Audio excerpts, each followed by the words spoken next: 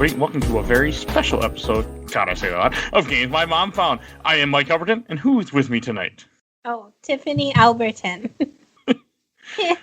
And our special guest. Hey, it's Anna from the Classic Gamers Guild podcast, and of course, the Classic Gamers Guild on Facebook. How's it going, guys? Not too bad. Oh, good.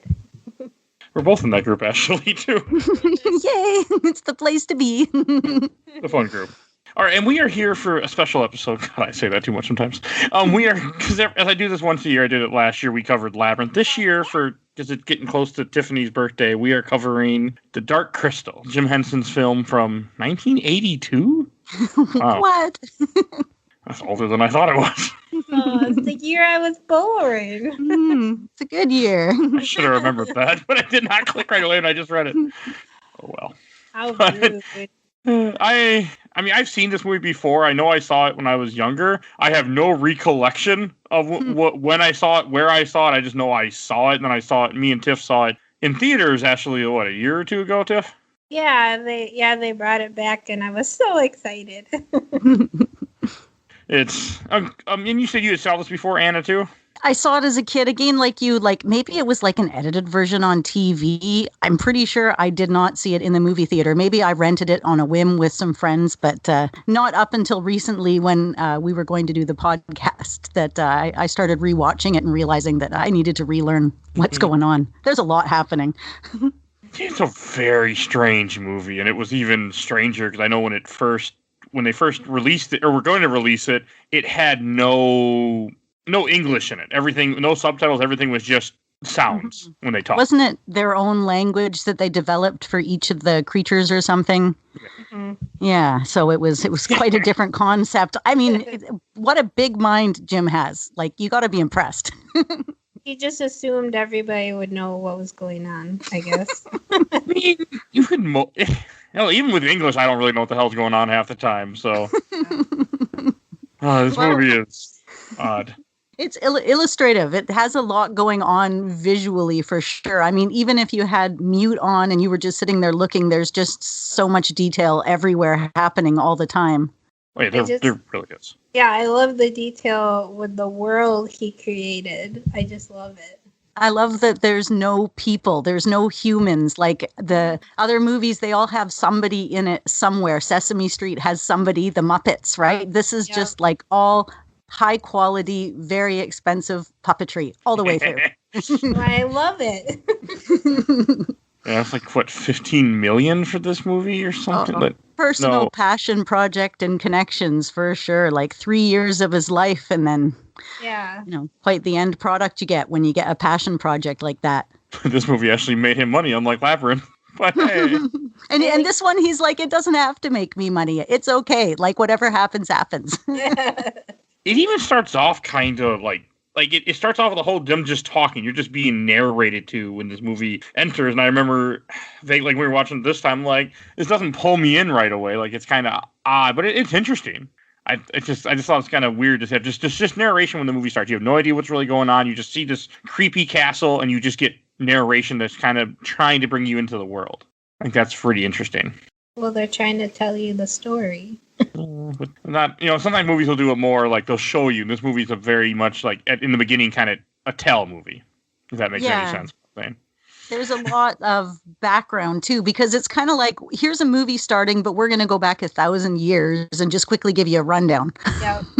A few things have happened. It kind of happened before this. Maybe one day there will be a prequel. I don't know. There wasn't, but that's fine. Now, I mean, there is, right? There's a whole, anybody that is listening will have to forgive me. I haven't seen the Netflix rendition. I figured I would just stick with only studying the actual movie before doing this episode, but I will check it out later on. I haven't seen it all, and I've read like half a book. So don't feel bad. Don't feel bad. I'm a horrible fan. Horrible. Yeah. You bought the book. I did buy them. That's because I was going to get it signed, and then he wasn't there. We went to a convention back when they had conventions, and he was only there on Saturday, but the thing that didn't say he was only there on Saturday, so when we went there to go see him, he wasn't there. Oh, no, you didn't go on Saturday? No. We went on Sunday, I think, didn't we? Yeah, because I used to go on Saturdays. So close. Like, way to go getting the way job. I know. I was a little upset. Yeah, no doubt. And I also think, like, another thing is, like, this movie, like we were saying before, it has no human characters. It just has these strange characters that are dropped into where I think it's pretty quickly on that you see what I kept calling the bird people and the mystics, whatever Yeah. I don't know how to describe the mystics. I can't remember how Jim Henson described it. I watched like the behind the scenes thing. He said they were like, I don't know, I didn't see them as lizards, but he said they were like a naked lizard, and I'm like, I don't really see that, but okay.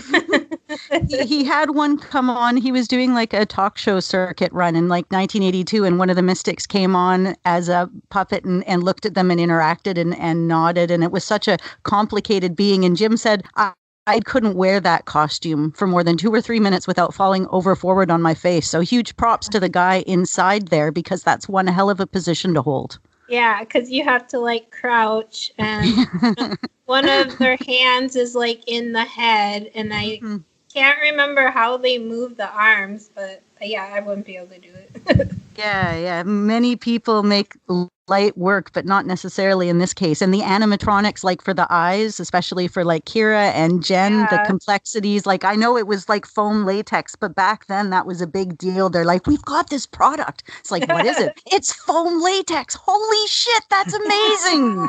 Holy cow. But you see pictures of them without the foam latex on, and it's pretty darn advanced, right? The animatronic eyes and how they did it all, like, wow. They had like a whole team for just the eyes. They just moved the eyes.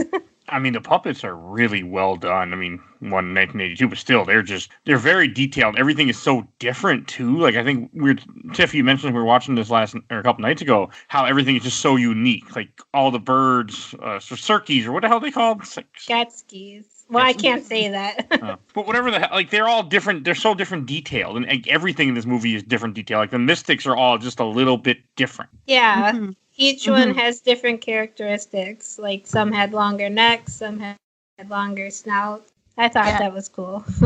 Yeah, everybody's an individual. They all have names. They all have backgrounds. They all have histories. Yeah. Like there is so much depth. If you wanted to go right into this movie, as we're going to do a little bit tonight, there's pretty deep down you can go. I like how they're connected with the Skeksis. Like one dies, the other one dies. Mm-hmm. That has some really odd parts a couple times. I mean, they don't really go out and say it to you. I mean, they show it to you a few different times throughout the movie, but like I know there's one where he stabs the guy in the hand, and then one of the birds, and then all of a sudden you see one of the mystics look at his hand, go, "Oh, I'm bleeding," and just keep walking. I mean, it's cool. I mean, I think when I was younger, I wouldn't have put 2 and 2 together about what the hell was going on. Because it probably didn't click back then.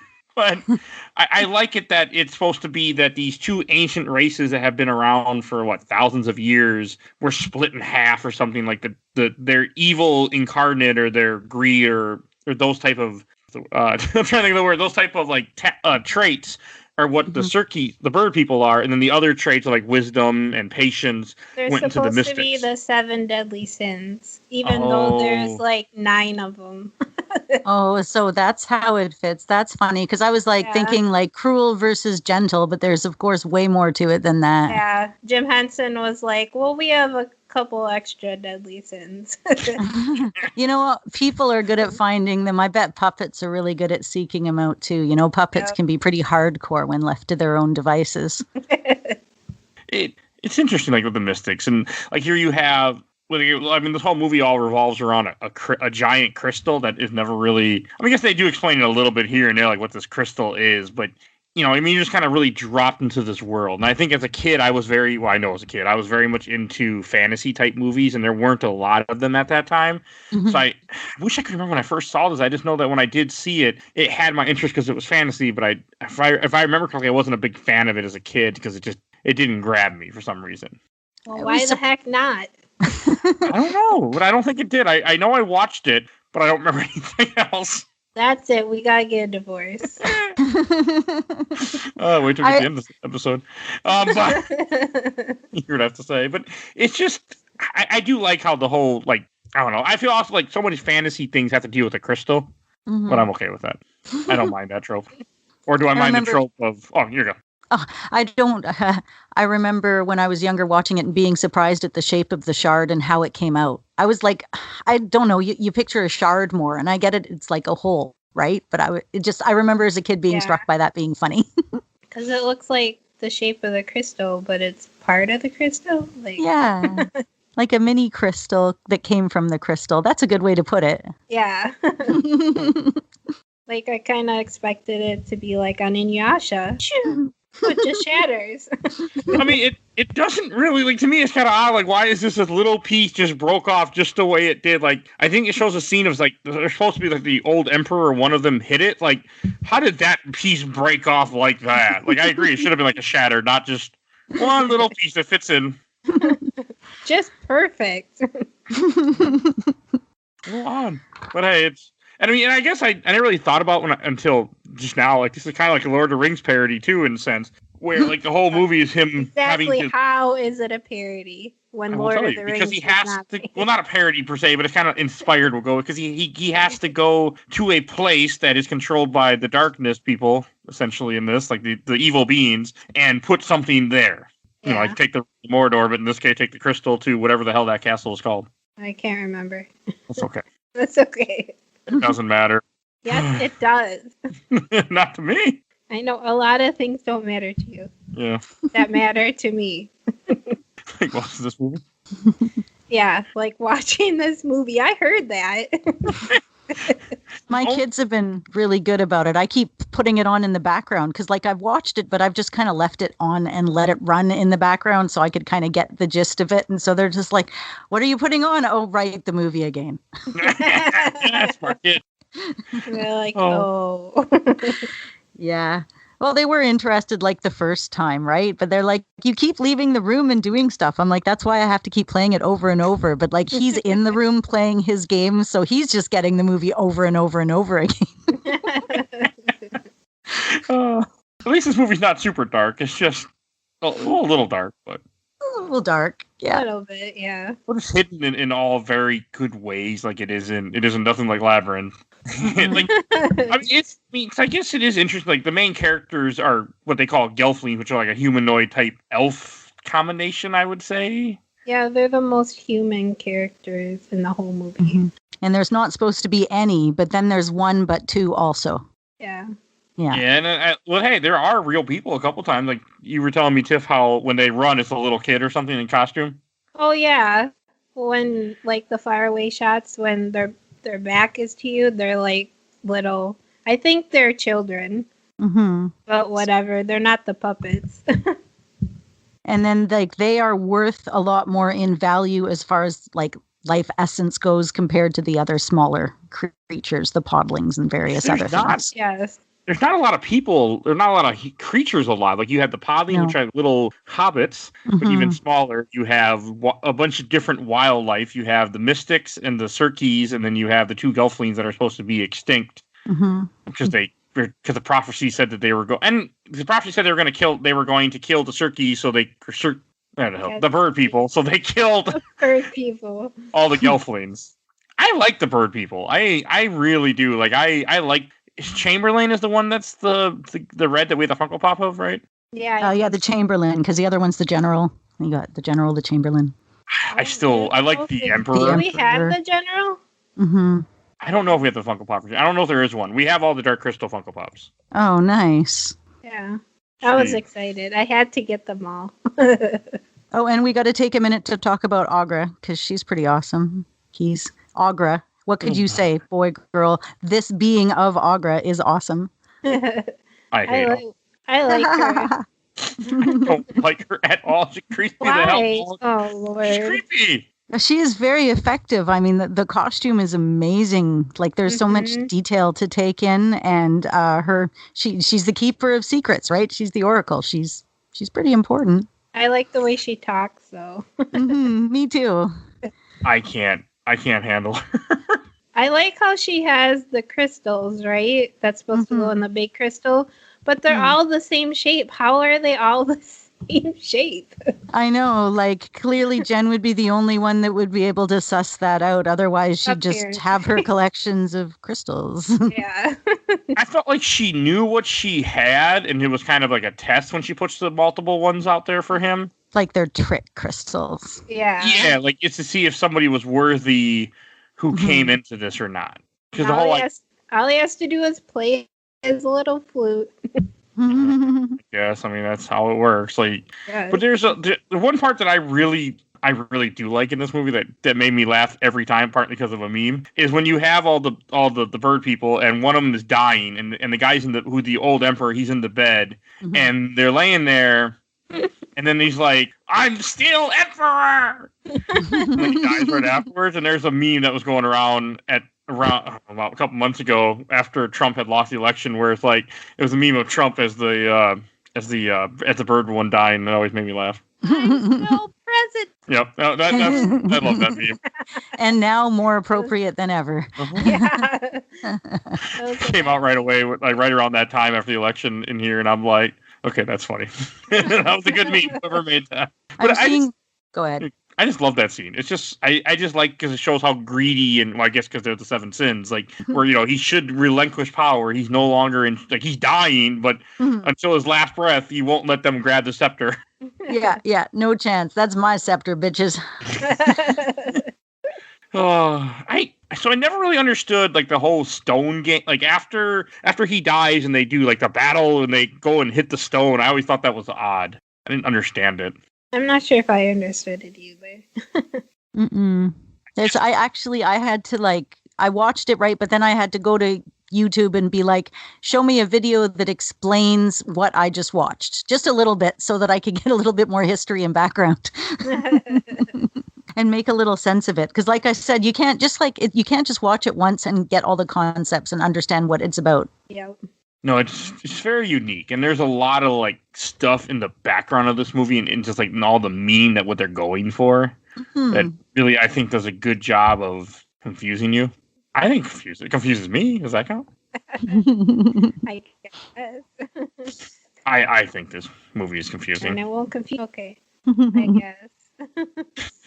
I mean, part of the story is basic. You have a Gelfling who's like a race that was massacred, and now this one lives. He's sent on a quest. His mentor dies, so he then leaves, and he has no family, and he's one of a kind. Like, I mean, that's simple enough, but it's kind of different. Like when they transform at the end, like I wonder, like the costumes for how do you pronounce it? The fallen Urskek, when they come up and out like that. I didn't fully understand what was happening the first time around when that happened. They look like aliens that don't fit in the movie. Yeah.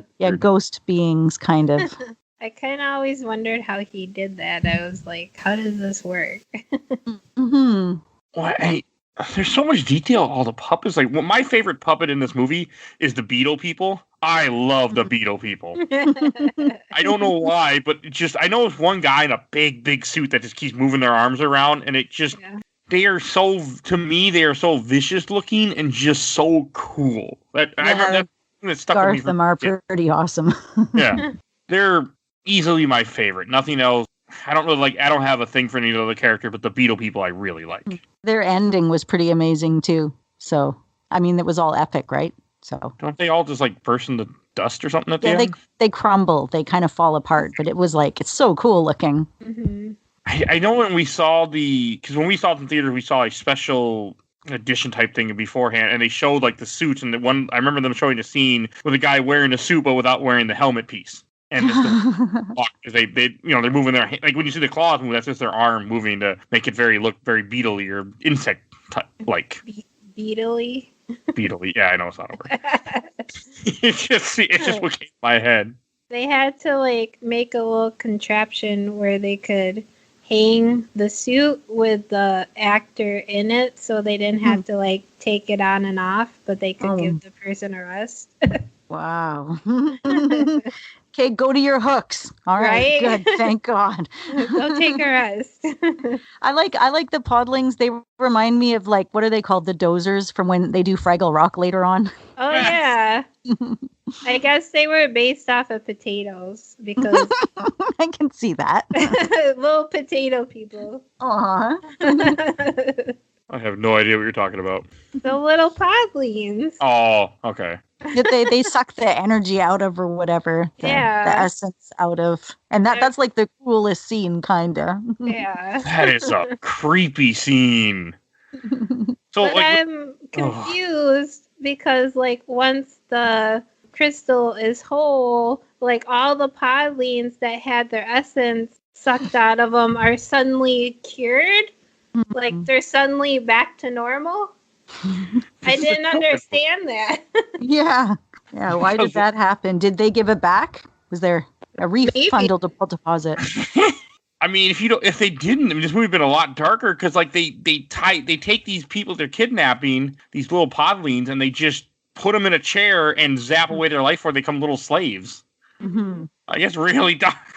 That's why they need gelflings, so they don't have to trap so many podlings. They trap a lot of podlings in this movie, like throughout. Because I know, like Kira talks about where she was rescued, like her whole, like the one part when you get introduced to Kira, which is the female gelfling that there's not only supposed to be one of that they find later on in this movie. Like she was adopted by the podlings, or she calls them like her clan or something. I do like her. Mm-hmm. I don't like Jen. Jen's an idiot, but I do like Kira. That's stupid. What? I don't care for him. I don't know. I don't like him. Maybe because he doesn't have wings. The wings do help. I just love that matter of fact. He's like, he's like, you have wings? She's like, yeah. He's like, I don't. You're a boy. Like, I just love that.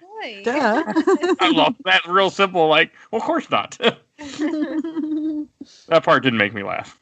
There were a few parts of this movie where I was kind of like, okay, this is amusing. Like, part of the movie I was kind of bored, but that happens. Yes. It's one of those movies for me. I mean, even though it's definitely unique and it's definitely interesting, I'm trying to think of some of the stuff that I do want to mention that we haven't. Like when you do meet Agra, is that her name? Yeah, Agra. That character, everything about that creeps me out so much. I don't like her. Even her little wee pet. I don't like anything. Like, I mean, it's a fine, it's a cool, it's probably a person in a costume, I'm assuming. All of them would be people involved somewhere. Yeah, but I don't think it's a puppet, I guess is what I meant to say. Animatronic, and I'm not sure. I don't know. Would we have animatronics in the early 80s? Well, yeah, we did. What am I saying? I've seen some. They showed it on behind the scenes that it was like, I can't remember, but some of the hands were like animatronic. Mm-hmm. And it was super advanced for that time. I would say, like, he was single-mindedly obsessed right from the beginning, right? He I think he like used puppets back in college to make money. So he's just like, puppets are going to be something I'm going to do. Like he was obsessed with the movements he could make with their mouths. Like, he would do that with Kermit on purpose just so that he could make him do all those cool expressions. And of course it makes sense when I go back and watch everything he did. The expressions on the puppets were just so good. The puppets. That's all. When I hear him talk, that's all I can hear is Kermit's voice. Right, me too. Totally.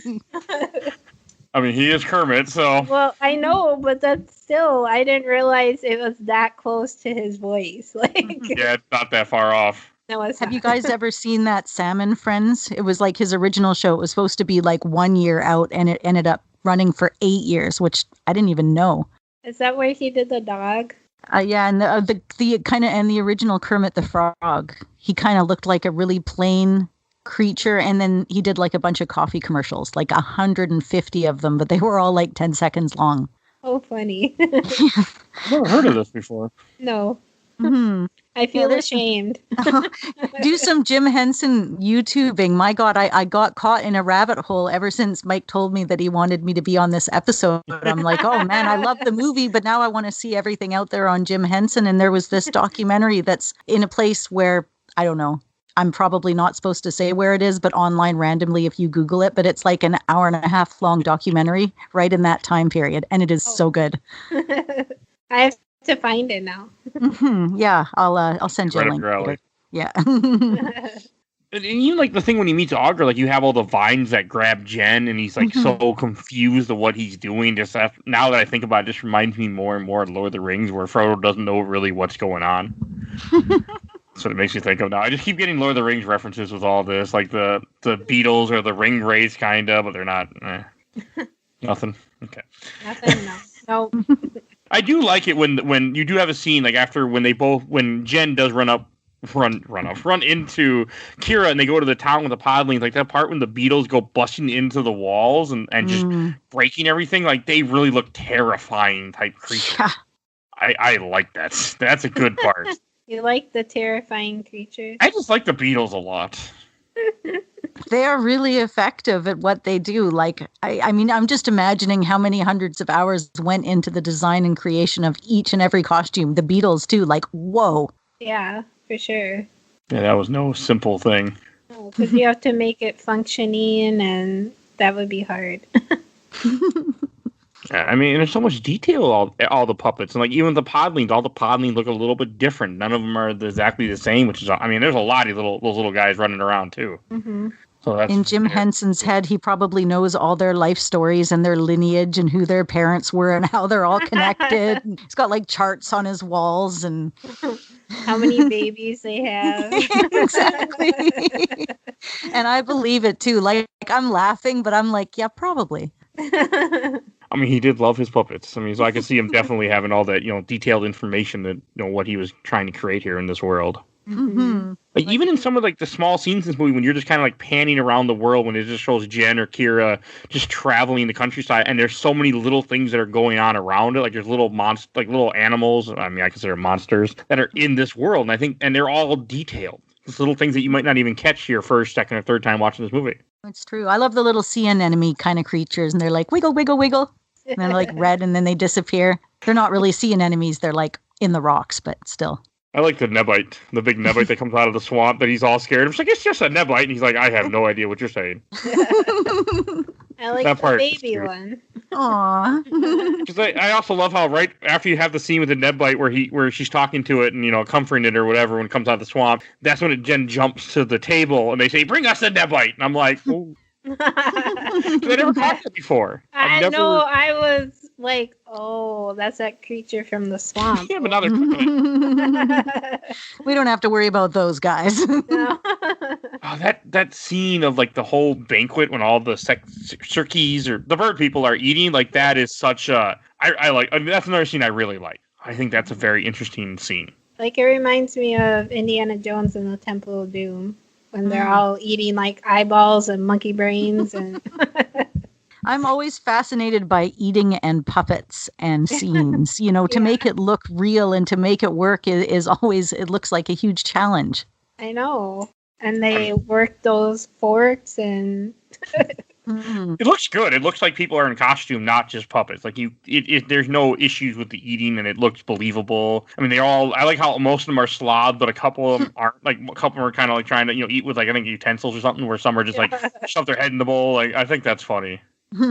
I wonder how much of that was set within the personality and lineage of each creature, or if he was like, okay, each of you kind of act a little different when you eat. Well, I suppose maybe it had to do with like which sin it was. Mm-hmm. Like that makes sense. You could tell the one was probably gluttony. Because he was like nom nom nom. Yeah. Yeah.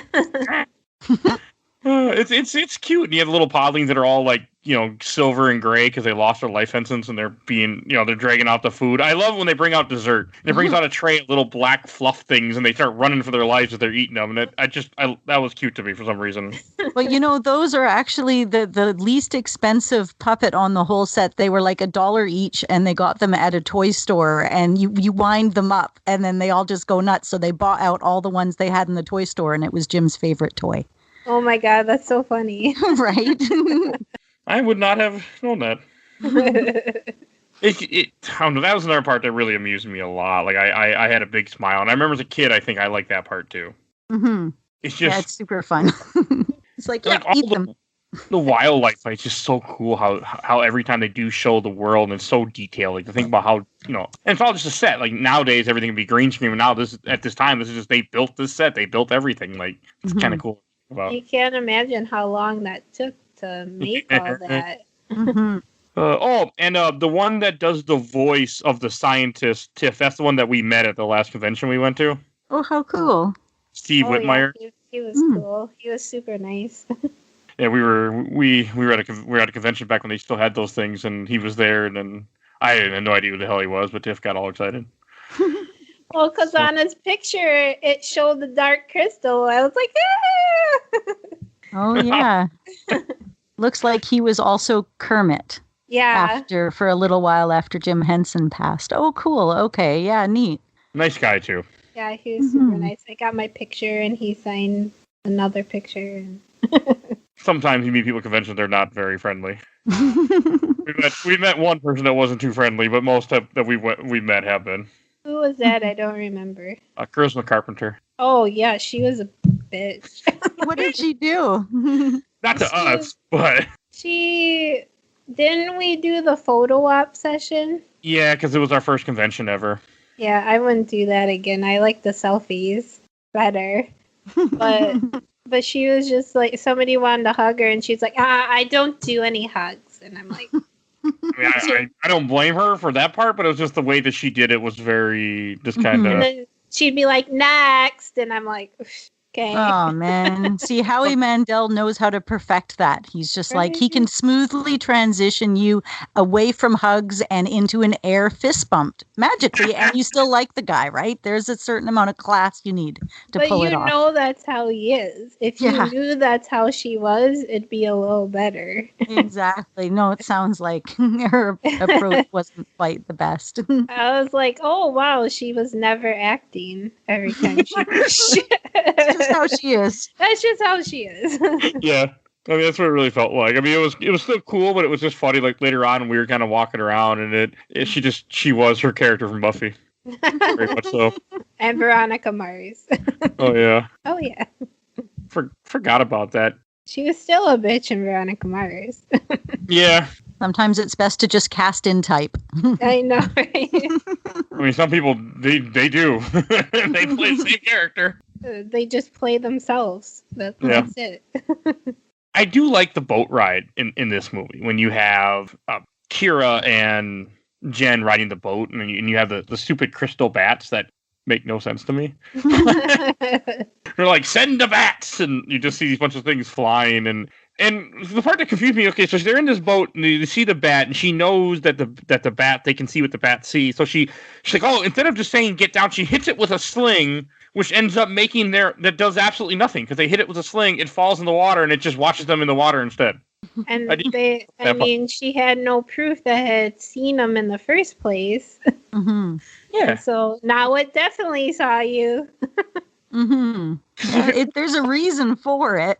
Yeah. I mean, at least the whole Podling town where they attacked the town, but if you think if she would have just left it alone, it might have just flew right over and not noticed her. Yeah. I just thought that was kind of funny. I was like, really? This doesn't seem like a very good idea. It was to her, okay? Hard when you're in the moment to see what the troubles are and what you're supposed to do, you know? It's so easy when you're looking in and being like, that was stupid. Yes. I don't know. It just kind of was funny to me. I'm like, it didn't even kill the thing. It just hits it and knocks it in the water. There's also a line where they say, oh, they'll go to the land, to the air, to the sea. And I'm like, it's a bat. It doesn't swim. To the sea. They say the sea. There's something about the water. And I'm like, they don't swim. But then you kept mentioning how it falls in the water. Well, I thought it was swimming in the water, but it wasn't swimming in the water. She knocked it into the water. It's like, here, watch where we are in the water. Okay. I do got to say though, when they're heading to the castle, because there's a couple parts that happen, and they end up there. They find out after they go to these ruins, and that's okay. The ruins when you have the other bird that got, because when the bird loses the fight with the stupid stone to become the emperor, he gets kicked out of the castle. And I do like, and they strip him all his clothes and everything. Mm-hmm. That is kind of amusing when they take everything from him and just leave him there, just a naked bird, just like. I know. That's the moment where my kid was looking at me and he's like, "What are you watching?" On my first run through, I'm just like, "No, this is a whole part of the story. Just keep watching." Keep watching. It's an odd part, but it's humorous. I still laugh. I think that Jim Henson had a bit of a thing for the deadly sins, because back in my research for this, I found out in the 70s, in 74 and 75, he put out The Muppet Show, and it was called Sex and Violence. And the Muppets represented the sins: envy, anger, gluttony, vanity, lust, greed, and sloth. And it was like a parody play on sex and violence within gangster television and movies back in the 70s. Oh my gosh. So it must have been his thing. Oh wow. I mean, we all have okay. You all have a thing, I guess. The ruins are interesting though. Like it moves around the plot, but I love how they just find the drawings of like, oh, the Gelflings are going to put the crystal in this thing, in this prophecy, and the birds will die. And I'm just birds. They are birds. I can't say the name, even though I heard it multiple times when watching this movie a couple days ago. Yeah, they died or they got absorbed, or anyways, that was it for them. So. Yep. They just turn into the other things. And throughout, like, when most of this movie is happening, you just keep seeing the mystics just walking towards the castle. I mean, and it just, again, reminds me of Lord of the Rings. They're just walking and walking and walking forever. Mm-hmm. They don't move very fast. So. No. And then, like, the part when that scientist later on near the end of the movie gets thrown into the lava, and you just see one of the mystics just burst into flames. Yeah. They look at him and go, oh, we lost Tom. Oh, well. They just keep going. Oh, wow. We didn't need Tom anyway. Well, they really wanted to take you from like the depths of the down all the way up to the peaks of the highs to the depths of the down right before the end again with the sad things that happen, but then the happy things because they undo all of it. So they're really wanting to do that emotional play with you quite a bit. They do a good job with it. Like there's a part where Kira gets captured. Mm-hmm. I think she gets captured because she tries to save the podlings, or she gets captured for a different reason. No, they go in the pipe, and she gets captured by the Chamberlain in the pipe when they go through the sewers. Yeah. Mm-hmm. That part when they chain her up to the chair and start like trying to suck away her life essence. I mean, that part is kind of like her eye. You can kind of see the puppet losing color. Like she looks, and when you see her in the next scene after she escapes, like she's pretty beat up looking from this scene. Mm-hmm. I do love when she calls all the animals, and it has to be the Ahura, or not Ahura, Agra. That got captured earlier, like way earlier in the movie, and like use your animal power, or summon your animals, and they all start just freaking out and attacking the scientists and push them in the lava. And suddenly they can escape from their cages, but they couldn't before. They had to get riled up. Oh, I see. Someone knocked on the door, and then they just got all excited. They were just waiting for the right moment. I guess. It's cool. I mean, and again, all these different animals that they made little puppets for, or things that are just all these different random things that pop out. And I was still waiting. I did watch when he does fall in the lava. I was trying to see if some of them were attached to him, because some climb on his head and stuff and are biting him, but they're not on him when he falls in the lava. Oh, good. I wanted to see if some things went with him into the lava and died. They did not. But that's another cool scene. And we haven't talked about it yet, but we have to talk about Vigue, the little animal that's my has. favorite. Yeah. Little cutie. It's a big ball of fluff. Dog. Yeah, it's like a dog with the wrong amount of legs, I guess. Ish. Yeah. I think he has 4 legs and he has a tail. Where do you see his legs ever? You do see his legs. At least one point he had 2 legs. Oh. Yeah, at least maybe 2, I think, but not 4. I don't think 4. I like Vigue too. He's cute. I mean, he was rolling at one point. I mean, you said something about him rolling. No, he's just running, but no, he's actually just rolling in a ball. He's like a tribble or a meep. I don't know. He could be a few different things. Tribble works. Except then he'd be reproducing and be tons of them. Vigue is amusing. I guess I don't think I ever put together he was like a dog type creature until this most recent when we watched it. Mm-hmm. Oh, apparently Vigue is in Fraggle Rock in one episode as a cameo. Is it really? Really? Oh. Have to look for that. I know. That's cool. I like that show too. A lot. I loved, you know what? I think it was a combination of the characters and the fact that they could go above ground. There was something about the concept of that and the characters that just had me hooked. So, of course, all my kids have watched that because I love it. The dog was so funny. The dog was my favorite character. Aw, yes. I've never seen. I haven't seen Fraggle Rock in so long. I have no recollection of it. Oh, really? You know it exists. I've seen episodes before, but I don't remember anything about it. Yeah, it was just sort of a part of what I grew up with. So, yeah, I mean, looking back on it now, it's just classic TV. It was just if it was on, I was in front of the TV watching it. Right. What year was Fraggle Rock? Early 80s. That's why I don't. You'd have to Google that one. Yeah, I'm trying to. I'm going to guess early 80s. Okay. I mean, that would also make sense why I don't have much recollection of it. He wasn't alive yet. Nope. I'm born in 87. This came out in 83. Yeah, I was born in 78, so I was well in by that point and ready for it. I was born in 82 and I remember it. What's wrong with you, Michael? I don't like puppets. Oh, my husband was born in 82. It's a good year. Yeah, a good year. Very good year. And this movie gets pretty dark near the end when you have Kira's had escaped the torture. You have Jen that ends up climbing up the volcano type wall of the center of the castle to try to get to the crystal. I like when he looks, oh, there's the crystal, and he just starts climbing. I'm like, and the next thing you see, he's all the way up there, and I'm like, yeah, I don't buy that, but okay. Well, he's like climbing up the wall, and I'm like, what is he using to like climb on? Like, there's nothing to grip on. How's this happening right now? He's just there. It's just working.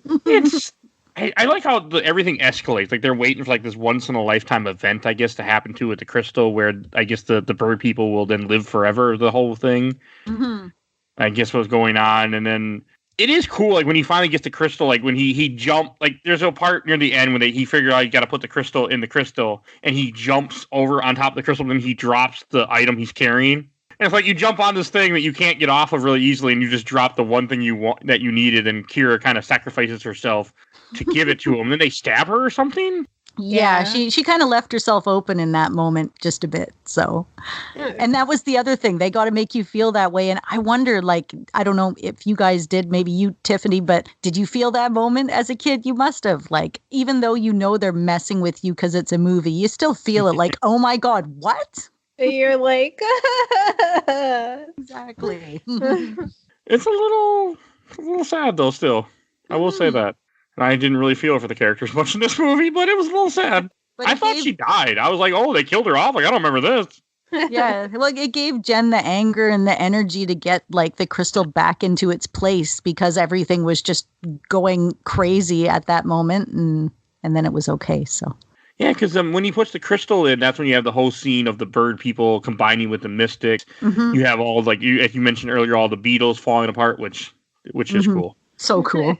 And then don't they revive Kira too? I think the alien beings. They do.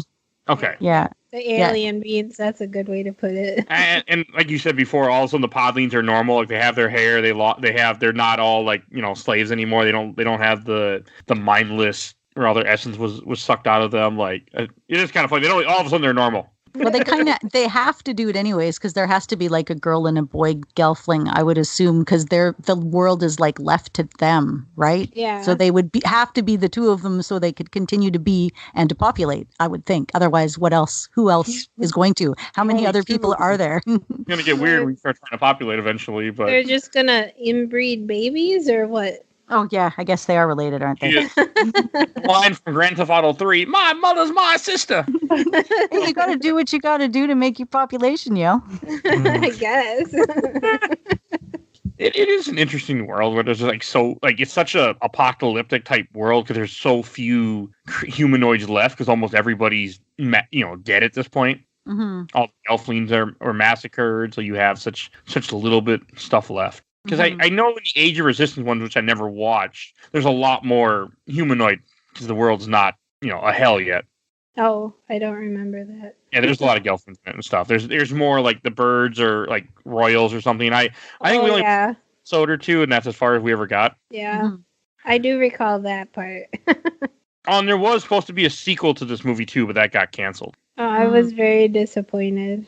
But there's the screenplay was adapted into a 12-issue comic book. Oh. Well, at least that's something. And if you want a little bit more too, there's this adventure.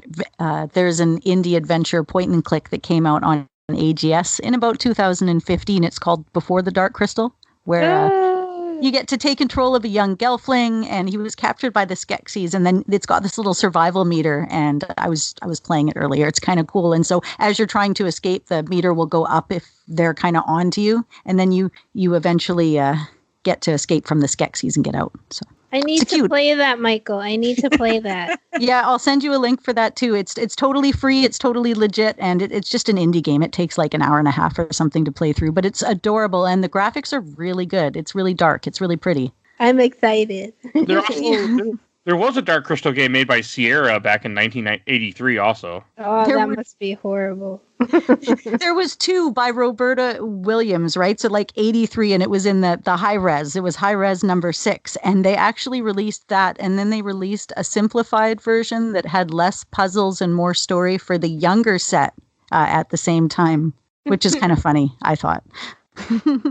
I know you guys don't got need to play those. That's okay. You probably wouldn't like the stuff from 80s, but I bet you would like this thing that she's talking about from 2019. Yeah, this one will be super pretty. I didn't even know Paul Corman, my co-host on the Classic Gamers Guild podcast, brought it up and said, oh, yeah, you should totally bring that up. It's really, really good. I'm not going to do it with his accent, but imagine that with like a British accent. And that's what he said. He's Australian, if I remember right? Or British. Okay, yeah. I met him. She just said British accent. I missed it. I would say I cut out, but I just missed it because I was reading. Kind of like Russell Brand, but like not quite. He's from the same kind of neighborhood. So I got to talk with him once when I was on the show the first time a long time ago. Very long time ago.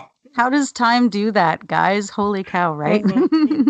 It feels like a long time ago. All right. And then any last things we should say about this movie? Well, I'm going to go watch it again because now after we've talked about it and you guys have brought up details that I didn't see or I didn't think of or I didn't know yet. So now to watch it again with like this whole nother level of understanding, I think will be fun. So I appreciate that. I want to know what your guys' favorite sketchy was or however you say it. Bird people. The bird people. What's your favorite bird person? Out of them, probably I have to say that because of scariness, and I like scariness, what about the Emperor? Yeah. Because wow, what an amazing puppet too. And just everything about that character. I think he's called the designer, the one that's most feminine looking. Oh, yeah. That one's my favorite for some reason. It's the scientist for me. Mm-hmm. I mean, partly because we met him. I think that's the only part. I have no association with the bird people. They're just creatures to get killed. Creatures to get killed. Okay. I base it kind of on the costumes. I mean, every single costume and character is so unique too. So. Oh, and like anyone who, unfortunately, I don't think this movie is streaming anywhere. Unfortunately, no. It was really hard for me to be able to prepare myself to get a copy to talk about it at first. Oh. That's the reason why I warned you way in advance about the idea, which I super appreciated. Because it's unfortunately not common. Like I don't think Labyrinth is streaming anywhere either. No, I lucked into picking up a DVD for like $1 at a vintage shop a while ago. I'm like, yoink. Holy cow, that is a good deal. Yeah. Back when I got it for Tiff before on DVD and Blu-ray because I never ran into it. Mm-hmm. Yeah. Oh, and we didn't mention, but one last thing I should mention before we go on the shelf stacker box is the stilt creatures. Those are creepy looking things that they run on at one point to get to the castle they're quickly. Like my favorite. I love the Landstriders. Creep me out. Oh, what the hell is wrong with you? They couldn't figure out how to get them to run like that. They had no ideas. And then all of a sudden, one of the guys, he's a clown in real life. He comes in and he's got these stilts with him and he's just like, hey, yeah, I think I'm just trying to imagine how hard it must have been to coordinate with your own self to be able to run like that. It's amazing. Because they had to strap it to their arms and legs, and they're literally running like dogs. But it's really cool. Mm-hmm. And not Toby. What's his name? Fraud. What's his name? I got nothing. I can't remember. Toby's his son. I can't remember his dad's name. Brian Fraud. He did most of the characters. He created most of the characters. Oh, wow. You got a lot in your head when you're able to do that. I know. Same with the Labyrinth. He created most of the characters for that, too. Wild. See, it's so many geniuses working together. And somebody was saying during one of the interviews, you'll never see another movie like it. And I think that's true. Yeah, because, Jim Henson has passed away and he was just... His mind was completely different the way he thought. I love hearing his wife talk about him. He couldn't have picked a better partner in life. She is just, and you'll see it, I'll send you a link, right? But she is just so perfect. He picked somebody that was just going to fit into his life the way that he needed her to, so it worked for the both of them. And he picked right. Aww. But no, I do agree that this is something that couldn't have came out of someone else's brain. It's too unique. Mm-hmm. And this movie actually wasn't it didn't fail in theaters. I thought it did for some reason, but I guess it did good enough that he was able then to get money to do Labyrinth, which did not do good. No, but he had all the Muppet movies and everything else kind of running in the background, and then he had the deal with the Children's Television Network and all that. So I think he always had so many things on the go that he let passion lead over financial success in some cases. He was looking at longevity and education. And he really, like his idea for Sesame Street, even like, let's take the science that we're using to sell crap to people and let's trick them into learning. Like, how cool is that? Sesame Street is still on, right? Yeah. Mm-hmm. I watched it till I was 12 if I was home from school, and I remember thinking I'm too damn old to do this, but it feels so good. But that's like amazing to me that it's still on after all these years. And adapting to new situations and characters, like hella adapting. Like, I know there's an autistic Muppet now. I was just going to say that. I can't remember what her name is, though. I don't either. Yeah, and the one that has her mom had drug problems, and they're sort of addressing all the issues that kids are facing and fearlessly, so good for them. That's good. And that's something you see all the time, so. No. Yeah, that's for sure. Especially on kids shows, you don't see it a lot. Not the way they used to. Boy, going back and watching older kid shows, realize that we exposed them to a lot more than we do nowadays in some ways. Yeah, somewhere darker than you think. For sure. I can't think of anything off the top of my head, but I know I've seen stuff. I go, wait a second, this is not that. There's a little more to this than I remember, but I think sometimes, when I was a kid, I'd watch the TV edit version of things, and then I go to rent it for my kids, and I'm like, let's watch this movie. I used to love it when I was a kid, and I'm like, there's so much swearing and boobs. I don't remember any of these things. I do got to say now, I'm definitely looking forward to trying out that indie game that you were talking about from 2015. Yeah, definitely. Get out there. I'll send you a link. And for you guys that are looking for it, again, it's called Before the Dark Crystal. And it was done in 2015. It's on AGS, so it's pretty easy to find. Okay. So I'm sure someone's going to try it out there. Let's listen to this. I know I'm going to. So, all right. And any last to say before we go to Shelf Stacker Box? What is shelves? What is I shall explain. As we started not too long ago, we started adding, we did shelf or box. Shelf being something you really like, stack being something that you want to go back to, but you don't really want to have it on your shelf and display it and recommend it to people. And box is something that you're just not really into and you don't really care about, and it can go in storage. Did we do this for Tangled? I don't recall this. We did. Oh. You were there. Oh, was I? Are you sure? I'm pretty sure. I have evidence. Oh, okay. I'll jump in first on it. Because I have Labyrinth on my shelf, so for it to have the Dark Crystal next to it, I mean, how could you get any better than that? I'm going to have to say shelf. Right? How about you, Tiffany? Me too, shelf. It's with the Labyrinth, it's one of my favorite movies. Yeah. Yeah. I'm going to put this in the box. It's a good movie, but I don't really, I have nothing really for it. It doesn't really grab me or anything. It's cool, but it's not for me. Nope, we're getting a divorce. I got an extra room here, Tiffany. I'll see you shortly. You just got to find a way into Canada, and you're good to go. Well, maybe I can send Mike to Canada. I'd go to Canada. There are times when I've thought about, how would it be to migrate over there? But I know. especially in 2016. 2016, I really thought about, go to Canada. Right? I don't want to be here anymore. It is pretty nice here. Yeah, hey, you got Bigfoot too somewhere up there too.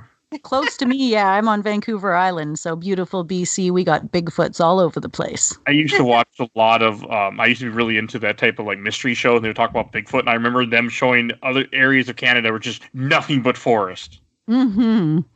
Best place for Bigfoots. I wouldn't want to be out there because I'd be terrified of getting lost. But it got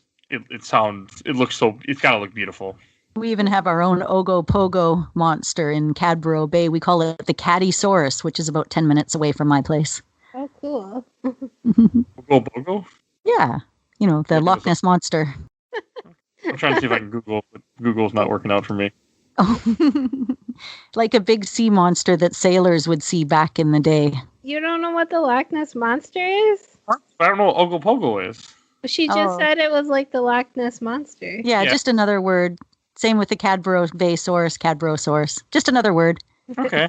I found a sculpture of a statue in Kelowna, British Columbia. Yeah, that's where I'm in, BC. That was cool. All right, and do you want to give a shout out to your podcast again before we wrap this up? Yeah, definitely. Guys, check out the Classic Gamers Guild podcast. You can find us on all the most reputable and maybe a few of the less so podcast sites out there on the internet. So Google us up and also check out the Classic Gamers Guild on Facebook as well. We're a group. It's fun. Answer some questions. Talk about games. It's actually really... I told Rick that right in the beginning. It's a really good group. It's better than some of the groups I joined. I met Rick really early on when I was podcasting. I don't remember how the hell we met, but we met really early. Well, it was great having you on the podcast. Check out the old episode. We were talking about Alice, the PC game, which is a great fun game to talk about and pull out. Even nowadays, you shouldn't leave it sitting on the shelf. No. I need to play Alice sequel someday on this show, and I just never got around to it yet. I know. I need to do that too. I said that when I talked to you. I'm like, I'm totally going to do that. Yeah, I keep telling myself, I'll do this, and I'm like, yeah, I don't get to it, but... We're going to bring all your games to GameStop, right? Yeah, it's never happened. Never happened. Get 50 cents a game back. There you go. I'd probably make a couple hundred at least. But well, then I'm not selling any of my Funko Pops. I'm giving up on that fight. Yeah. But I want to thank Anna for joining us today for Dark Crystal. And if you enjoyed this episode, please go check out CGC Podcast or Classic Gamers Guild. And also, we covered Labyrinth a year ago, and I think it's the only thing that kind of fits with this style of episode.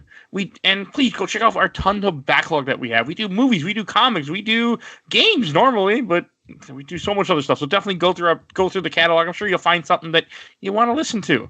And if you enjoyed this episode, please also listen to Bulby, aka Mike Stoney from ZP Bite the Bullet, Songs the Cool Kid Squad. He's the one that made the intro and outro for us. You will see a link to his YouTube channel in the show notes.